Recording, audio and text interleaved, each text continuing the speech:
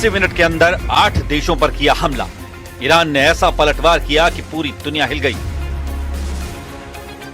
Netanyahu के हमले के जवाब में सबसे पहले इजराइल पर हमला, फिर इजराइल के मददगारों पर हमला, जॉर्डन पर हमला, बहरीन में अटैक, यूएई पर भी गिरी ईरान की मिसाइल, कतर पर ईरान का हमला, सऊदी अरब के मिलिट्री बेस पर भी अटैक, इराक में अमेरिकी बेस को भी नहीं बख्शा।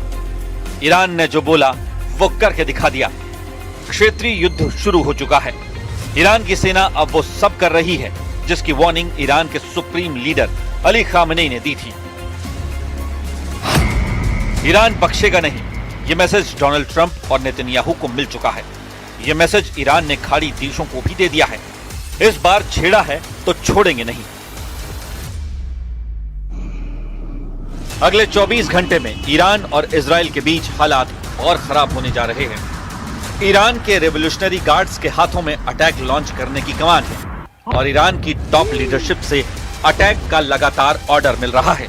अब इजराइल और उसके साथी अरब देशों पर हर घंटे हमले का टाइम टेबल तैयार कर लिया गया है और बहुत जल्द ईरान फिर से इन देशों पर हमला करेगा। यही डर डोनाल्ड ट्रंप को सताया जा रहा है। ईरान के टारगेट पर इजराइल है, उसके दोस्त यूएई और बहरीन हैं, जो अब्राहम अकॉर्ड के साथी हैं, क्योंकि यहीं पर अमेरिका के अड्डे भी हैं।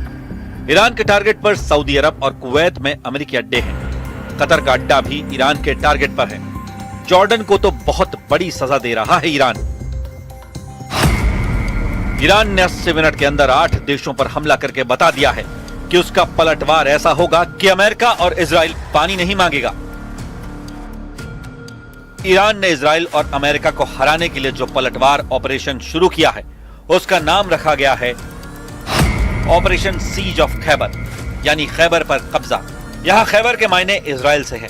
628 ईस्वी यानी 7वीं सदी में आज के सऊदी अरब में खैबर नाम की जगह पर पैगंबर मोहम्मद और वहां के योद्धा मरहब में जंग हुई थी। इस जंग में पैगंबर मोहम्मद के दामाद और इस्लाम में चौथे खलीफा अली ने मरहब को मार डाला था और इस तरह खैबर का युद्ध जीत लिया गया था। ईरान से युद्ध पूरे पश्चिम एशिया में जंग की वजह बनेगा। इसका ऐलान ईरान के सर्वोच्च नेता अली खामेनी ने पहले ही कर दिया था और फिर आज की तस्वीरों ने बता दिया कि वार्निंग में कोई कमी नहीं की गई। البته این رو هم آمریکایی‌ها بدونن که اگر این دفعه جنگی رو بندازن این جنگ منطقه‌ای خواهد. सबसे पहला हमला इजराइल में हुआ। ईरान की मिसाइलों ने तेल अवीव और हाइफा शहर पर धमाका किया। चकाचौंध वाले यूएई में सायरन बजा और धमाका हुआ। अबू धाबी में अमेरिकी अड्डा ईरान का टारगेट बना। कतर पर हमला हुआ। यहां अमेरिका के अल उदैद मिलिट्री बेस पर ईरान की मिसाइल गिरी। पूरे दोहा में सायरन बज रहा है। बहरीन के मनामा में अमेरिकी नौसेना के अड्डे पर हमला हुआ। यहां अमेरिका की 5वीं फ्लीट का मुख्यालय है। कुवैत में अमेरिका के अड्डों पर ईरान की मिसाइल गिरी है, यानी ईरान हर लोकेशन पर मिसाइल बरसा रहा है। सऊदी अरब में प्रिंस सुल्तान एयरबेस ईरान के टारगेट पर रहा।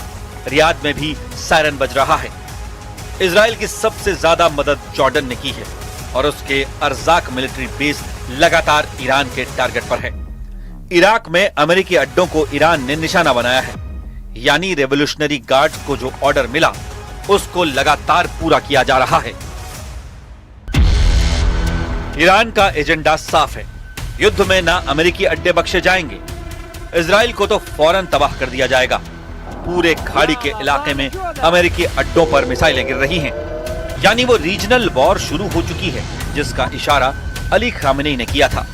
यूएई, कतर, सऊदी अरब, इराक, कुवैत, जॉर्डन, बहरीन और ओमान, हर जगह अमेरिकी अड्डे ईरान के टारगेट पर हैं।